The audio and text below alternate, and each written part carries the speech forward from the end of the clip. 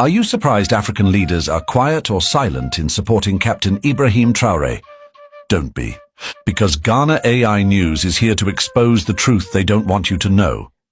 Behind their silence is not diplomacy, it is fear. It is submission, it is cowardice wrapped in designer suits, sponsored by the same colonial empires that once looted Africa in broad daylight.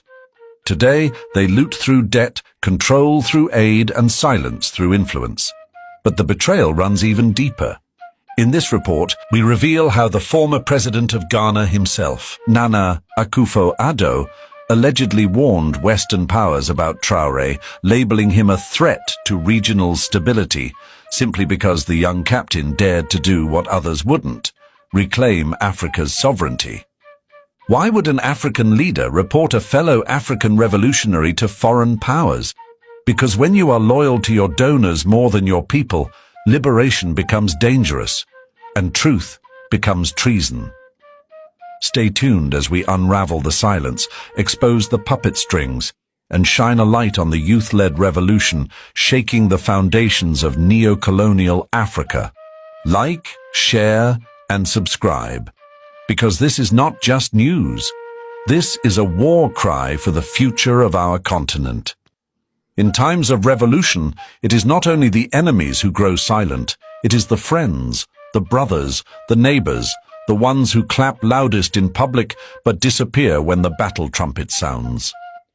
For when Captain Ibrahim Traore stood up, young, unbought, unapologetic, and declared that Burkina Faso would no longer be a servant to the West, the African masses rejoiced. The poor rejoiced.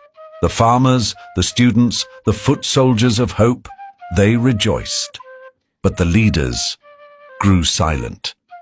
Those who preach Pan-Africanism every Independence Day, those who quote Sankara at AU summits, suddenly they had no words. Suddenly, their tongues forgot the language of solidarity. Why? Because Traore didn't wait for permission to rise, and in his boldness, he revealed their cowardice. Because he expelled French troops and reclaimed the dignity of Burkina Faso's military decisions, while others still offer their land as staging grounds for foreign bases. Because he repossessed gold mines that had bled the land dry, placing them under national control, while others signed contracts that enrich multinationals and starve their own people. Because he championed self-sufficiency in agriculture, trade and education, while others still beg for imported rice and foreign curricula. Traore acted, they calculated, they watched from afar, not with admiration, but with apprehension. Not because they disagree, but because they are forbidden to agree. Their every gesture is monitored by Western intelligence. Their budgets depend on donor approval. Their next election may hinge on how compliant they appear to those who watch Africa like a hawk from distant capitals. So they say nothing. They do nothing, because to say his name with honor would be to place their own positions at risk. And yet, how loud that silence screams. It screams betrayal. It screams fear. It screams complicity in a system that has robbed Africa for generations. But what they forget is this. While they remain silent, the people are not. The youth are singing. The women are rising. The streets are whispering his name with reverence. The fire Traore lit can no longer be extinguished. And the silence of our leaders is only fueling the storm. Africa is not poor. Africa is plundered. And the ones aiding in the plunder wear African names, hold African passports, and wave African flags. But they are not free men. They are not builders of nations. They are caretakers of a colonial structure wearing the disguise of democracy. The bitter truth? Most African presidents are not elected. They are selected. Selected by algorithms of control, by foreign embassies, international corporations, and shadowy financial networks that decide who gets the microphone and who gets muted. The ballot boxes are real, but the power behind them is outsourced.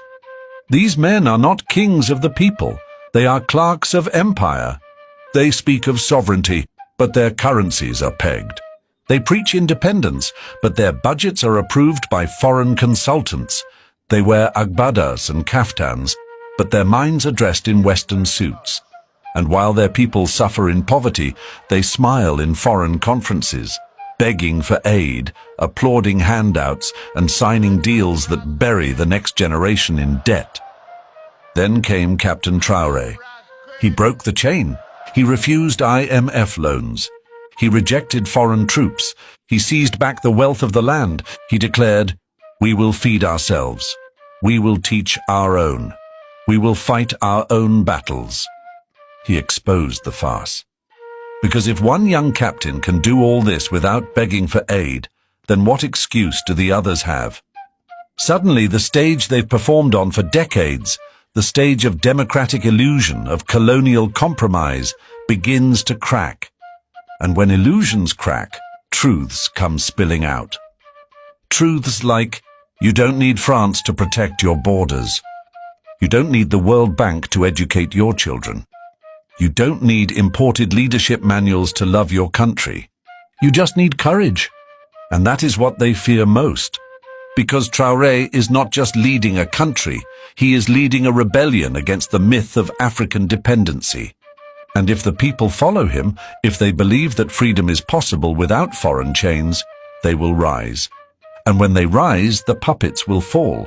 So they don't cheer him, they fear him, they slander him. They distance themselves from him, not because he is a villain, but because he is a mirror. And when they look at him, they see what they were too afraid to become. And no man can love the mirror that exposes his shame. The rich rule over the poor, and the borrower is slave to the lender. Proverbs 22:7. It was written thousands of years ago, but it may as well have been written for modern Africa. Because today, we are not just enslaved by chains, we are enslaved by contracts, by loans, by interest rates, by debts that come with elegant names, development assistance, structural adjustments, public-private partnerships. But do not be deceived. These are not gifts, they are weapons. They are tools of quiet conquest, used not with armies, but with accountants, not with bombs, but with budget ceilings. Every road you see, built with debt. Every airport ribbon you watch them cut, bought with interest. Every foreign-funded hospital, tied to supply contracts, maintenance deals, and foreign pharmaceuticals. Even our dreams are financed and monitored. And in this reality, African presidents do not lead, they manage liabilities. Their true title is not His Excellency, it is Debt Officer-in-Chief. That is the tragedy. And that is why Ibrahim Traore is so dangerous. Because he said, no more. He said, we will mine our gold. We will plant our own food. We will reclaim our dignity. And with that declaration, he exposed every other leader still bowing before the IMF and the World Bank. He exposed the lie that says we must borrow to breathe. He exposed the spiritual poverty of leaders who govern in fear, fear of default, fear of sanctions, fear of losing the foreign money that keeps their regimes afloat. But here is the divine truth. Fear cannot build a nation. Fear cannot liberate a people. Fear only breeds obedience, and obedience to foreign rule is slavery, no matter how pretty the palace. So when Traore stood up and said, we will no longer live on our knees, he did not just confront economic dependency. He confronted spiritual cowardice. He declared war, not on the West, but on the mindset that says we are not enough. And for that, they hate him, because his freedom exposes their bondage, because his courage unmasks their compromise, because his fire threatens to consume the paper houses they've built on borrowed sand. And once a people realize they are chained, they will fight to be free. We danced in the streets when the colonial flags came down. We sang new anthems. We held parades. We renamed roads after our heroes. We declared independence. But somewhere deep in the soil, the chains remained. Because while the governors left, the system stayed. It changed its name. It wore African faces, but it remained colonial at its core. What exactly did we decolonize? When the CFA franc is still printed in Paris, when Ghana's gold is still shipped to London while our children learn under leaking roofs, when Nigeria's oil is still priced in Houston while the people of the Niger Delta drink poisoned water, when Chinese companies build our ports, railways and power grids, then take ownership when we default on their hidden clauses. When the face of the oppressor changes color, but the oppression stays the same. What exactly did we win? This is not sovereignty, it is substitution. We traded one master for many. They no longer use whips, they use documents. They no longer ride horses through our villages. They ride private jets into our boardrooms. They no longer insult us with slurs. They flatter us with grants and bind us with debt. And worst of all, our own leaders enforce this system. They sign the contracts. They defend the partnerships. They wear suits tailored in Europe and call it African leadership. They pose for photos beside the same leaders whose countries looted us and call it diplomacy. But Traore did not play that game. He looked at the map of neo-colonial extraction and he tore it up. He told the French military to leave, not politely but urgently. He exposed secret mining contracts that robbed Burkina Faso of billions. He revoked licenses of exploitative companies that refused to honor fair terms. He declared that the gold of his land would serve his people first, not Paris, not Wall Street, not Beijing. And in doing so, he became the nightmare of the modern empire. Not because he launched missiles, but because he launched memory. He reminded Africans of what it means to say no. And perhaps his most radical act? He inspired Africans to believe that we don't need to be owned to prosper, that we don't need to trade dignity for infrastructure, that we don't need to speak the language of empire to reclaim the soul of our nations. And that is why the West calls him a threat. But Traore is not the threat. The real threat is the truth. Because once a people realize that their independence was a performance, they stop applauding. They start demanding. And once truth wakes a people from a colonial slumber, no flag, no anthem, no summit can put them back to sleep. And the world knows this. That's why they panic. Not because Traore is rising, but because he is waking us up. The elders may be tired. The elites may be compromised, but the youth are burning with questions. They are no longer satisfied with the slogans. They no longer believe in the ballots that change nothing.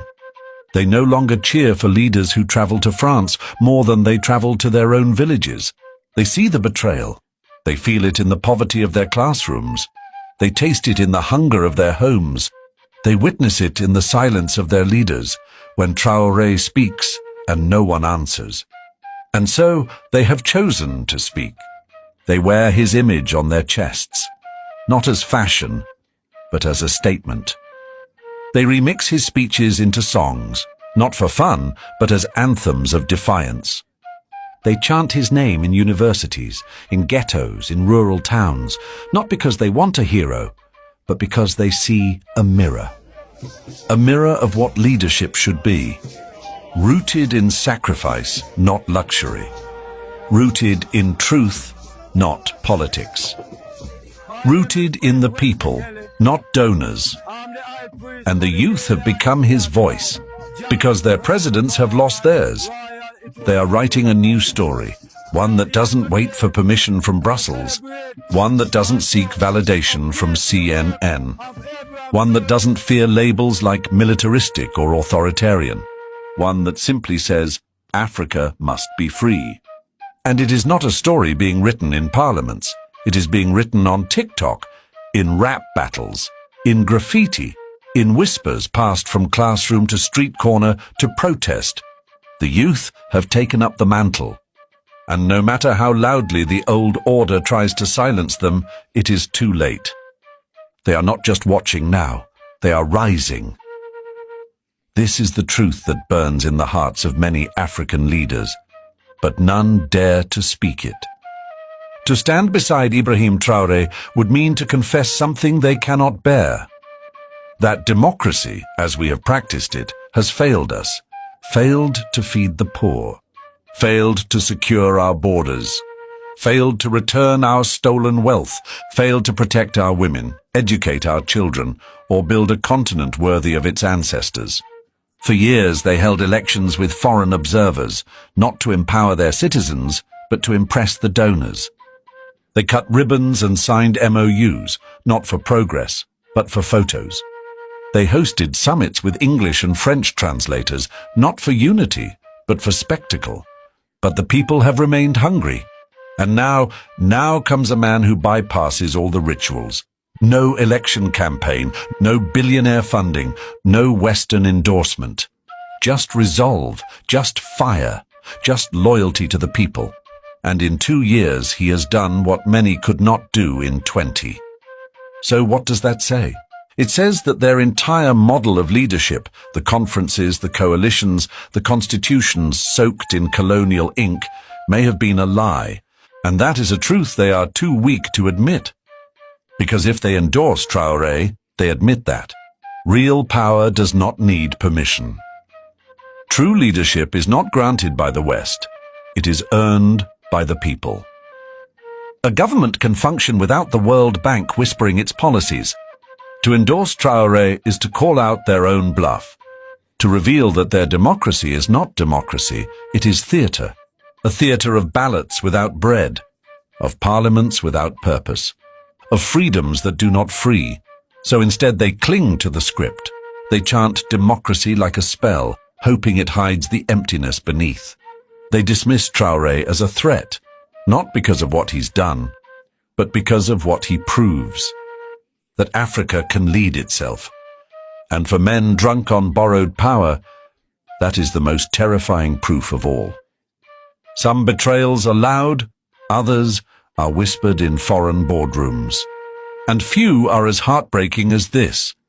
President Nana Akufo-Addo, once a symbol of hope, once hailed for his eloquence and vision, chose not to stand with his brother in the Pan-African struggle. He stood with Washington. He warned American officials about Traore, reportedly labeling him a destabilizing force, accusing him of leaning toward China and Russia, and urging swift intervention before other countries follow. Today, Russian mercenaries are on our northern border. Burkina Faso has now entered into an arrangement to go along with Mali in employing the Wagner forces there. I believe a mine in southern Burkina has been allocated to them as a form of payment for their services. Prime Minister of Burkina Faso in the last 10 days has been in Moscow. And to have them operating on our northern border is particularly distressing for us in Ghana. Apart from not accepting the idea of great powers once again making Africa their theater of operation, we have a particular position that you know about over the Ukraine war, where we have been very, very vocal and upfront about condemning the invasion of Russia by Russia. And therefore, they're now to have this group at our borders is a matter of some considerable disquiet and concern for us. We really like to have a privileged opportunity to talk about its implications and what we believe ought to be the case. This is what took place with the discussion in the Congress yesterday, which I found very fruitful. Not to African leaders, not to the African Union, but to a superpower with a long history of undermining African sovereignty. It was more than politics. It was betrayal. Betrayal of Pan-African unity. Betrayal of the youth who looked to him as a father figure. Betrayal of the spirit of Nkrumah, who would have wept at the sight of Ghana, warning the empire about Burkina Faso's freedom. Rather than defend a fellow African leader being targeted by foreign propaganda, Akufo-Addo chose to become a messenger of the West, a servant reporting to his master. And with that one act, he revealed the answer to a question many had been asking: where does his loyalty lie? And it wasn't with the people. I do not write this with rage alone. I write this with grief, with trembling fingers and a heart heavy with the weight of history. Because what we are witnessing is not new. It is a familiar betrayal, one our ancestors knew too well, one written in blood across the pages of African history. When Patrice Lumumba rose for the Congo, they silenced him, not just with bullets, but with betrayal from within. When Thomas Sankara dared to dream of a Burkina Faso that stood tall, he was cut down by those closest to him. When Muammar Gaddafi defied the West and tried to unite Africa economically, militarily, spiritually, he was branded a madman and murdered in daylight while African heads of state watched and said nothing. Africa does not bury its enemies. Africa buries its revolutionaries, and today, that cycle threatens to repeat. But something is different this time. The world has changed. The youth have phones. The truth has wings. The betrayal is no longer hidden. It is recorded, reposted, replayed. Screenshots are now our scrolls. Videos are our witnesses. The silence is being archived. The cowardice is being bookmarked. The betrayal is being remembered.